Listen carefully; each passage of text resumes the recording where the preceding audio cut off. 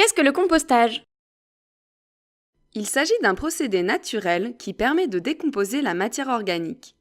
Les résidus organiques, de nature variée, comme des restes d'aliments, des tontes de pelouse ou des feuilles mortes, vont être petit à petit transformés jusqu'à donner un produit final, le compost, qui est un engrais naturel.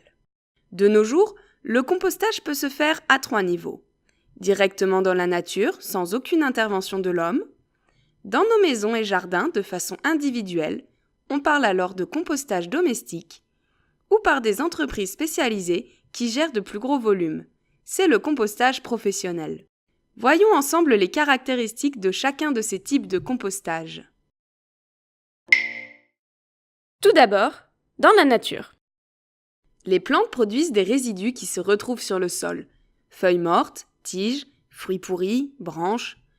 La décomposition de ces résidus va alors se faire progressivement pour donner de l'humus qui va nourrir le sol et augmenter ainsi sa fertilité.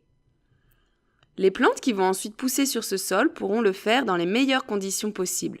La boucle est bouclée. Mais que se passe-t-il pour que les résidus se transforment en humus?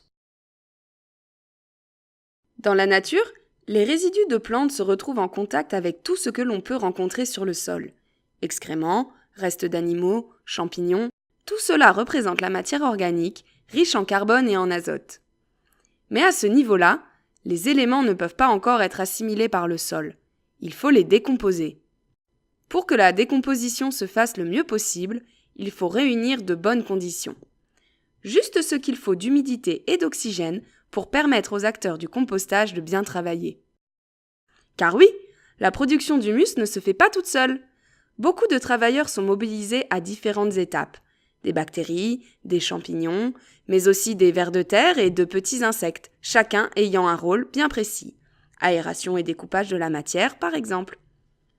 Une fois que chacun a bien travaillé, ce qui dégage de la chaleur, on obtient un mélange d'humus et de minéraux, comme du magnésium ou du calcium, mais aussi les fameux carbone et azote. Tous ces éléments vont être disponibles dans le sol pour le rendre plus fertile. Les végétaux pourront alors utiliser ces éléments pour pousser.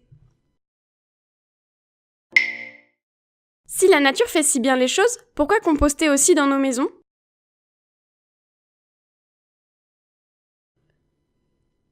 L'homme produit actuellement énormément de déchets.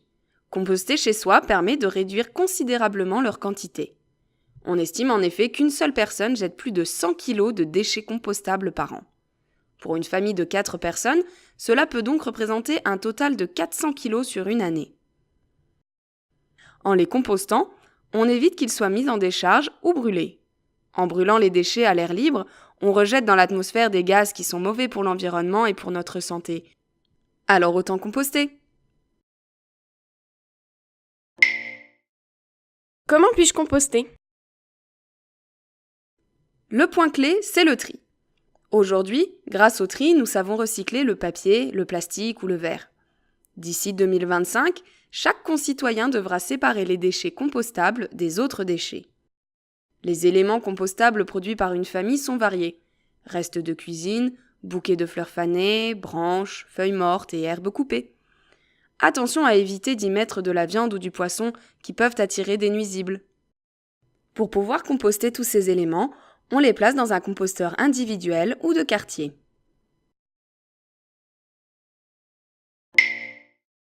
Que peut-on faire de son compost? Le compost domestique peut être utilisé pour enrichir la terre de son jardin ou de ses bacs à fleurs. Le compost est à usage personnel.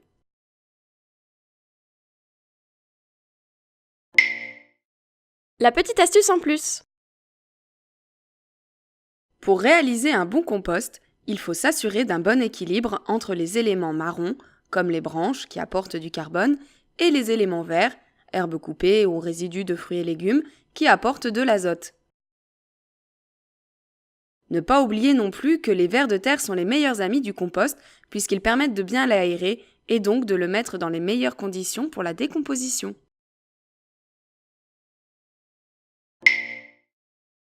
Enfin, voyons quel est l'intérêt du compostage professionnel. Celui-ci est réalisé par des établissements spécialisés appelés compostières.